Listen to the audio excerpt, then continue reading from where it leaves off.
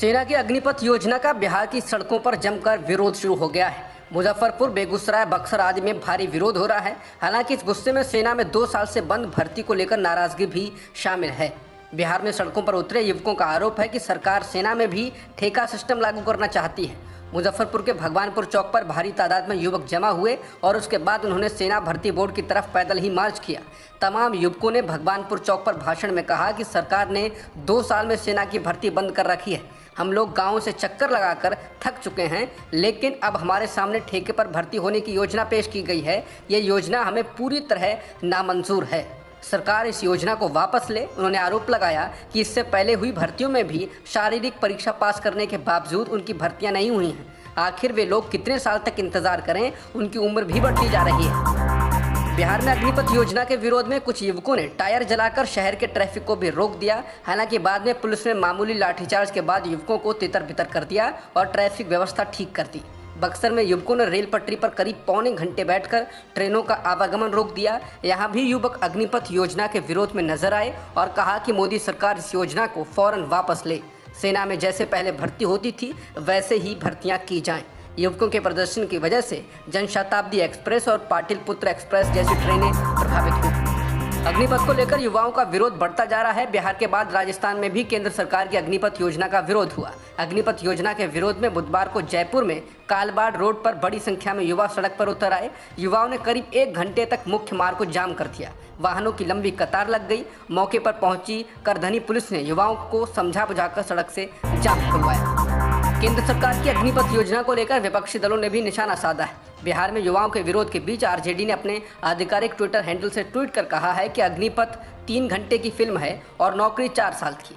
जय बोलो कन्हैया लाल की। इसके अलावा आरजेडी नेता और बिहार में नेता प्रतिपक्ष तेजस्वी यादव ने कहा कि अगर देश के सबसे बड़े नियोक्ताओं भारतीय रेलवे व सेना में भी नौकरियां ठेके एवं सिविल सेवा में लेटरल एंट्री के नाम पर दी जाने लगेंगी तो युवा क्या करेंगे? क्या युवा पढ़ाई और 4 वर्षों की संविदा नौकरी भविष्य में बीजेपी के पूंजीपति मित्रों के व्यावसायिक ठिकानों की रखवाली के लिए करेंगे? वायु प्रदूषण के असर को लेकर एक और सचेत करने वाली रिपोर्ट सामने आई है। इस रिपोर्ट में कहा गया है कि प्रदूषण को नियंत्रित नहीं किया गया तो खराब हवा भारतीयों के जीवन के 5 साल कम कर सकती है। हालांकि उत्तर भारत और दक्षिण भारत में लाइफ एक्सपेक्टेंसी में भी अंतर है।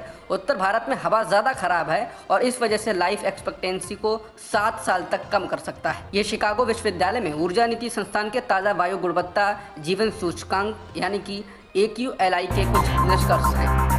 राष्ट्रपति चुनाव को लेकर दिल्ली के कॉन्स्टिट्यूशन क्लब में विपक्षी दलों की बैठक जारी है। इस बैठक में विपक्षी दलों के तमाम बड़े नेता पहुंचे हैं। पश्चिम बंगाल की मुख्यमंत्री ममता बनर्जी की अपील पर यह बैठक बुलाई गई है। बैठक में समाजवादी पार्टी के अध्यक्ष अखिलेश यादव, टीएमसी के राष्ट्रीय महासचिव अभिषेक बनर्जी, जम्मू कश्मीर की पूर्व मुख्यमंत्री महबूबा मुफ्ती, नेशनल कॉन्फ्रेंस के नेता उमर अब्दुल्ला, एनसीपी के मुखिया शरद पवार, कांग्रेस के नेता मल्लिकार्जुन खड़गे, राष्ट्रीय लोकदल के प्रमुख जयंत चौधरी, शिवसेना के नेता सुभाष देसाई, डीएमके के नेता TR बालू, आरजेडी के सांसद मनोज झा आदि शामिल हैं। वहीं विपक्षी एकजुटता की कोशिशों को उस वक्त झटका भी लगा जब 5 दलों ने इस बैठक से किनारा कर लिया। इन दलों में TRS के अलावा आम आदमी पार्टी, बीजू जनता दल, श्रोमणी अकाली दल और YSR कांग्रेस शामिल हैं। बता दें कि राष्ट्रपति के चुनाव के लिए 18 जुलाई को मतदान होगा, जबकि नतीजे 21 जुलाई को आएंगे। नामांकन की अंतिम तारीख 29 जून है। कांग्रेस के पूर्व अध्यक्ष राहुल गांधी से बुधवार को एक बार फिर ईडी के अफसर पूछताछ कर रहे हैं। ये लगातार तीसरा दिन है जब नेशनल हेराल्ड से जुड़े मनी लॉन्ड्रिंग के मामले में राहुल पूछताछ का सामना कर रहे हैं। बुधवार को महिला कांग्रेस की कार्यकर्ताओं ने दिल्ली में जोरदार प्रदर्शन किया, लेकिन पुलिस ने उन्हें हिरासत में ले लिया है। कांग्रेस के कई सांसदों को पुलिस ने 24 अकबर रोड स्थित पार्टी मुख्यालय जाने से रोक दिया। इस इलाके में धारा 144 लागू कर दी गई है और पुलिस ने किसी भी तरह के जमावड़े पर रोक लगा दी है। कांग्रेस के कई सांसद इस वजह से पार्टी के दफ्तर नहीं पहुंच सके और उन्हें वापस लौटना पड़ा। जांच एजेंसी ने मंगलवार को करीब 10 घंटे तक राहुल से पूछताछ की थी और सोमवार को भी इतनी ही देर तक पूछताछ की गई थी। ईडी ने prevention of money laundering act के तहत राहुल गांधी के बयान दर्ज किए हैं। कांग्रेस ने कहा कि दिल्ली पुलिस बुधवार को उसके मुख्यालय 24 अकबर रोड के अंदर घुस गई। पार्टी ने कहा कि वो दिल्ली पुलिस की इस कार्रवाई का जोरदार विरोध करेगी। कांग्रेस के नेताओं ने इसके खिलाफ राष्ट्रीय मुख्यालय के बाहर धरना दिया। कांग्रेस ने कहा कि दिल्ली पुलिस के कुछ जवान पार्टी के मुख्यालय के अंदर घुस गए। इसके बाद वरिष्ठ नेता अधीर रंजन चौधरी, के.सी. वेणुगोपाल, भूपेश बघेल, अजय माकन और गौरव गोगोई मुख्यालय के गेट के बाहर धरने पर बैठ गए और उन्होंने बीजेपी और दिल्ली पुलिस के खिलाफ नारेबाजी की। कांग्रेस नेताओं ने कहा कि इतिहास में ऐसा कभी नहीं हुआ कि पुलिस किसी राजनीतिक दल के मुख्यालय के अंदर घुस गई हो। कांग्रेस के राज्यसभा सांसद रणदीप सुरजेवाला ने कहा कि दिल्ली पुलिस की गुंडाई को बर्दाश्त नहीं किया जाएगा। उन्होंने कहा कि पुलिस मोदी सरकार की कठपुतली की तरह व्यवहार कर रही है। उन्होंने कहा कि ऐसे पुलिसकर्मी जो दिल्ली कांग्रेस के मुख्यालय में घुसे, उनके खिलाफ कार्रवाई होनी चाहिए। सुरजेवाला ने कहा कि गुरुवार को कांग्रेस इसके विरोध में देश भर में राजभवनों का घेराव करेगी। बीजेपी के पूर्व प्रवक्ता नूपुर शर्मा और नवीन जिंदल के द्वारा की गई विवादित टिप्पणियों के बाद बजरंग दल मैदान में उतरने जा रहा है। बजरंग दल ने ऐलान किया है कि 16 जून को वो देश भर में प्रदर्शन करेगा। इस दौरान देश भर के जिला मुख्यालयों में धरने दिए जाएंगे और राष्ट्रपति के नाम ज्ञापन भी सौंपा जाएगा। बता दें कि नूपुर शर्मा और नवीन जिंदल के द्वारा की गई टिप्पणियों के बाद से ही मुस्लिम समुदाय देश भर में प्रदर्शन कर रहा है।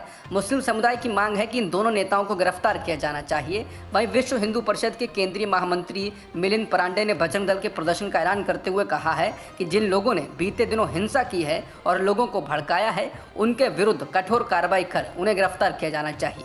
उन्होंने कहा कि टिप्पणियों के लिए जिन लोगों को धमकियां मिल रही हैं, उन्हें सुरक्षा दी जाए। केंद्र सरकार ने 5G स्पेक्ट्रम की नीलामी को मंजूरी दे दी है। पीएम नरेंद्र मोदी की अगुवाई में कैबिनेट ने यह फैसला किया। इसकी नीलामी जुलाई के अंत में की जाएगी। इसमें 72 गीगाहर्ट्ज की नीलामी होगी और इसकी वैधता 20 वर्षों की होगी।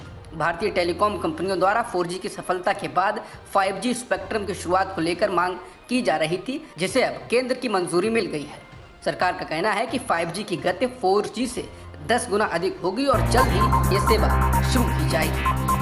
पाकिस्तान मुस्लिम लीग नवाज के सुप्रीमो नवाज शरीफ ने सरकार से अपने राजनीतिक विरोधी रहे और पूर्व सैन्य शासक परवेज मुशर्रफ को खराब स्वास्थ्य के कारण यूएई से पाकिस्तान लौटने की सुविधा देने को कहा है। मुशर्रफ की तरह ही पिछले कुछ सालों से विदेश में रहने को मजबूर नवाज ने कहा, मुझे अपने प्रियजनों के लिए जो आघात सहना पड़ा है वो ऐसी चीज़ नहीं है जिसे मैं किसी और को सहते देखना चाहता हूँ। मैं ईश्वर से उनके स्वास्थ्य के लिए प्रार्थना करता हूँ। अगर वे वापस आना चाहते हैं तो सरकार को सुविधाएं देनी चाहिए। बता दें 1999 में नवाज शरीफ और मुशर्रफ के संबंध जब खराब हो गए थे, जब नवाज प्रधानमंत्री थे और उनकी सरकार को तत्कालीन सेना प्रमुख मुशर्रफ ने उखाड़ फेंका था। बता दें मुशर्रफ का स्वास्थ्य बेहद खराब है। बीच में ऐसी मीडिया रिपोर्ट्स भी आई कि उनका निधन हो गया है। हालांकि मुशर्रफ के परिवार ने शुक्रवार को स्पष्ट किया था कि वो वेंटिलेटर पर नहीं थे, लेकिन पिछले 3 सप्ताह से अस्पताल में भर्ती थे।